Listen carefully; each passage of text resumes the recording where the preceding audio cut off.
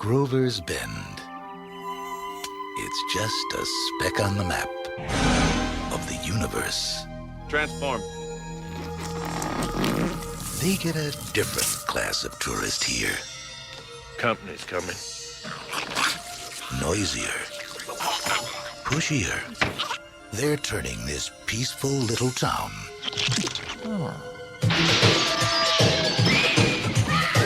into dinner.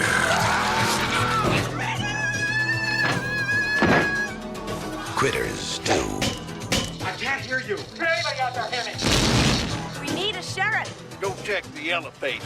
Those hungry hairballs from outer space are on a roll. Let's just get help. Oh, who are we gonna call? Critter Busters?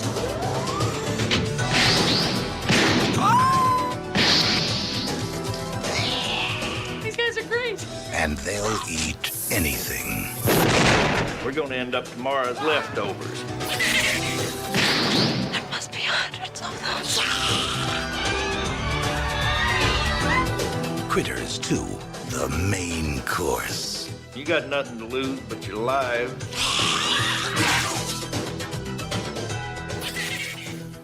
So we're going to talk about Critters 2, the main course. And speaking of Stephen King, the director of this movie, Mick Garris, would bring us a lot of Stephen King adaptations. The TV version of The Shining, Mick Garris directed it. The TV version of The Stand from the 90s, Mick Garris directed it. A feature film written by Stephen King that might be crazier than Maximum Overdrive called Sleepwalkers was directed by Mick Garris. This is one of the first films that he directed. I think he might have done the fourth Psycho movie, maybe just before or just after this. But he's an interesting figure in that he's always been fascinated by the horror industry. He likes to interview all of these great filmmakers like John Carpenter and Wes Craven and all of this. Like, he was a behind-the-scenes guy who did a lot of research into horror before he started making his own horror movies. And in spite of being a horror movie enthusiast and doing a lot of work with Stephen King, most of the time with Mick Garris, I find that it's all right. It's fine. It's just I rarely get super excited about it. When I was, I'm going to say 13 or 14, and I saw Critters 2, the main course for the first time, as far as I'm concerned, if you worked on Critters 2, you were some kind of a genius. You had life figured out if you got paid to work on Critters 2. Like, I know that it's not an amazing movie at all, but I am filtering my appreciation for this movie like I will for another movie we're going to be discussing through the 13-year-old version of me, okay? The 44-year-old version of me sees a lot of holes in this, but the 13-year-old version of me was utterly charmed by Critters 2. And I think it was because it was a horror movie that was trying to appeal to as big an audience as possible. They're casting a wide net. So they want to be scary, but they also want to be funny. They want to be horror, but they also want to be sci-fi. Like, they want to be wholesome, but they also want to be a little bit mean-spirited. It's all over the place. Now, I don't know how somebody who didn't watch Critters 2 in 1988 would react to it. So I just have to give you my... Sorry? You're going to hear soon, because this is the first time I saw it. Oh, there you go. But for me, it was sort of nostalgia. I was just like, I remember how much I loved the movie. I know it's not as good as I thought it was when I was 13, but I'm not going to sit here and talk shit about Critters 2. It takes... I don't know how familiar you are with the original Critters, but the town drunk ends up disappearing with these bounty hunters at the end of the first Critters movies. These guys show up to stop the alien invasion of the Critters, these little furball creatures, very much of the gremlin aesthetic, or you know, the little creatures phase that was going on in the 80s. Gremlins, Ghoulies, Critters, we had a lot of these little monster movies. And I always thought that Munchies, thank you, was another good one. For me, Gremlins and Critters were the sort of top tier of that group. But, you know, Gremlins clearly got there first. It's fun. It's not smart. It's got cheesy special effects done by the Kyoto brothers, the same team that brought us Killer Clowns from Outer Space. And I have a dumb smile on my face. I lose credibility as a critic, and I feel like I'm going to be saying this a few times throughout this episode, but I do have a guilty pleasure response to Critters too. Like, I just do. Well, I never saw a Critters movie, and apparently there's at least 5, 6. There's 5, I believe. Yeah. There's 12. 5. Yeah. Oh, 5. Well, then now they're doing like how they have like a TV series now, like a Karate Kid is a Cobra Kai. Critters has their own TV series, like a recent thing. I didn't hear that. So Awesome. It's never stopped. Oh yeah, apparently there's a Critter show, and I can't believe how much I enjoyed this movie. Yay! I wish someone had told me about the Critters years ago, because this movie is on point. It. I like the Critter. You know what? But we're really the thing that fascinates me. You're talking about the Munchies and the Ghoulies. Why did Gremlins have so many rip-off movies? Because I'm thinking like, well, Back to the Future was a hit. We didn't see Back to the Future rip-offs.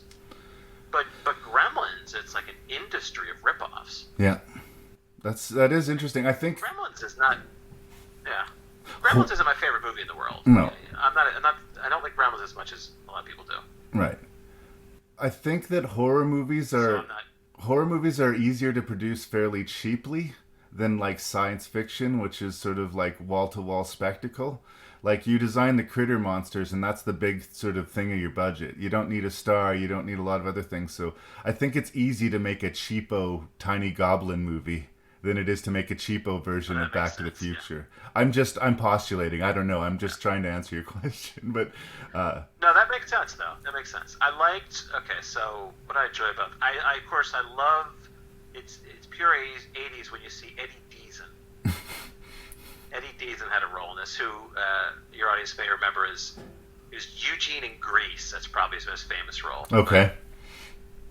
Eddie Deason. That just works for me. Once again, I appreciate that this movie at one time played at a multiplex. Right. The movie theater. See this? I just love that exists in our history. What else did I? The other thing I was curious. The way they say that Die Hard is a Christmas movie.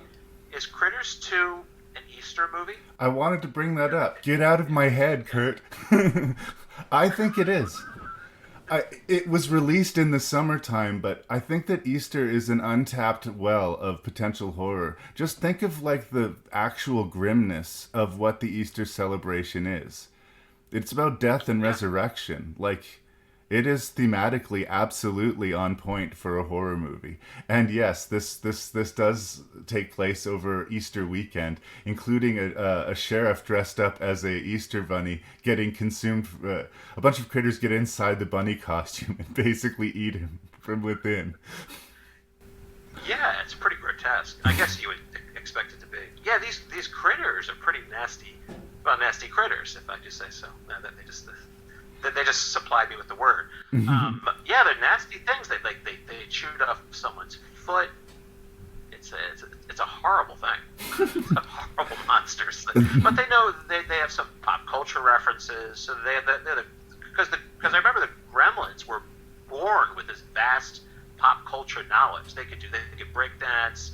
They were doing scenes from Casablanca, and the Critters have a little bit of this as well.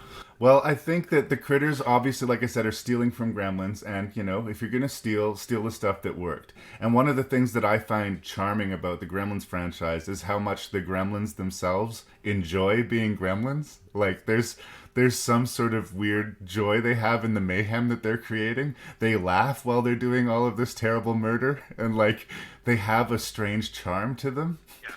Like, I'm not cheering for the Critters in this movie. Yeah. I'm not cheering for the Critters in this movie, but the Critters do make me smile. And, like, I also am amused sometimes where the Critters, like, critter themselves to death. One of them tries to bite into a car tire, and it explodes him from the air pressure.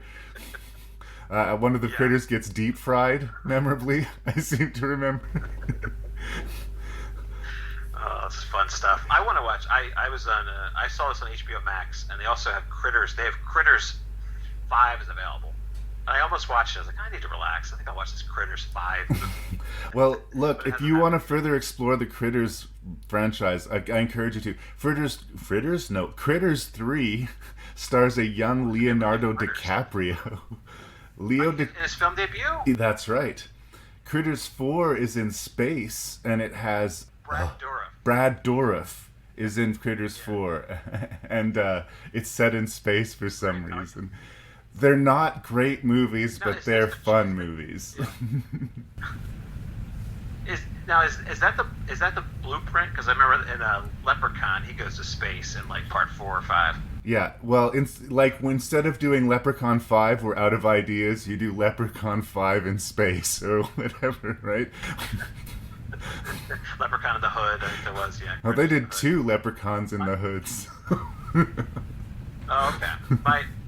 My one criticism is that when all the leprechauns are at the all-you-can-eat buffet, Or the Critters. Eating. I don't get it. Oh, what I said, leprechauns? Yeah. The Critters. Doesn't make any difference. Yeah, when the Critters are eating at the all-you-can-eat, it doesn't really seem like they're eating. No. There's no true sign of a digestive system. So they just seem to be yapping, like slapping their mouths together like a muppet. I want to see a little more realism in the digestion process. No, it's true. They have a bit of a Cookie Monster thing going on where they sort of just mash the stuff into their faces. But again, I think they're kind of weirdly charming. When I was a kid, they made me think of, from The Dark Crystal, there was this character called Fizzgig. The Jim Henson movie, this just little ball. It sort of barked like a dog, but it was essentially just a ball with a huge mouth.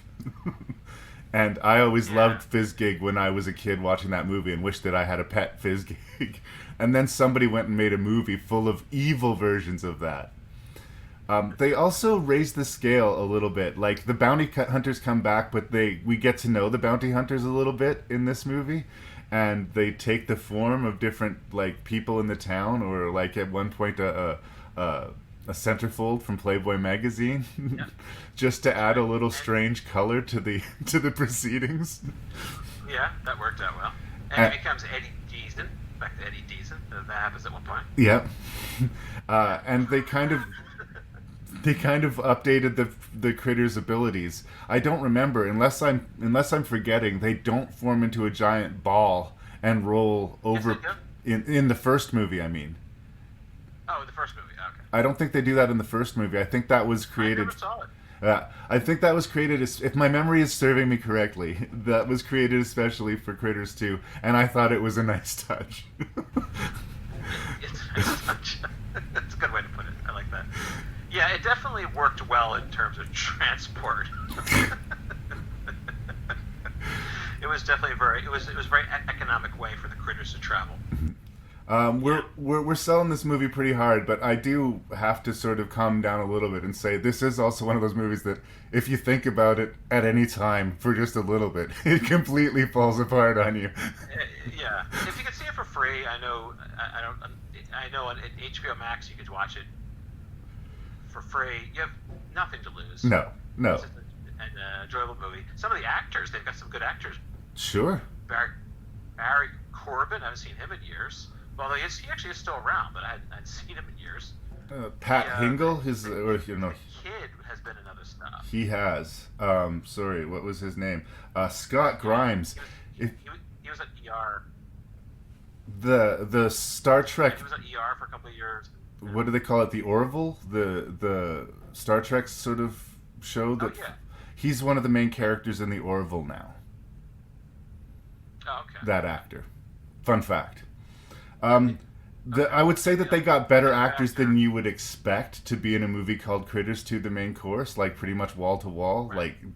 Everybody is doing better work than you'd think that they would do, but that's sort of the thing I loved about it. Like, I imagine it would be fun to be on set with these puppet critters and to just know that you're making a goofy, fun movie that wants to be nothing but goofy and fun. And you know what you're in for. Yeah. It's completely successful at that. It is not high art. Like, my friend Matt and I raved about this movie called Deep Star 6 from the 80s. I remember that. I don't think I saw that, but yeah, I remember that one. And we totally oversold it. It was just one of those things that, upon revisiting that movie, it hit us just perfectly in the right day, in the right way. And we ended up just foaming at the mouth about how great Deep Star 6 is. And I listened to that review, and it makes me smile, but, like, we are way overselling the movie. And I think we're in danger of overselling Critters 2, but it's just way better than it has any business being. And I love being surprised by movies in that way. And just to make it worse, I watched a little interview with Joe Dante, who directed the Gremlins movies, and they asked him about the Gremlins ripoffs, and he said he didn't like Ghoulies. He hates Ghoulies, but he liked Critters, and he specifically mentioned Critters 2. He liked Critters 2. Yeah. Well, look, if you're gonna steal from the best. Is there anything else you want to say about Critters 2? Well, just that the actor who played the newspaper guy, and I also appreciate seeing an old movie where they're actually like laying out the newspaper headlines physically. Right. I haven't seen that in a while. That guy played that. I was a big fan of Lost when that show was on. He played the character Bernard. Okay. On Lost. Oh, Yeah. the old couple. Yeah. Bernard and Rose. Yeah. So He was remember him. familiar to me, but I didn't place him. That's totally correct. Good eye. Yeah. Yeah, that's it for. That's all I have to say about Critters. Check it out. I think that if you grew up in the era, you'll like it particularly, but it's got its charms for pretty much all times, I think.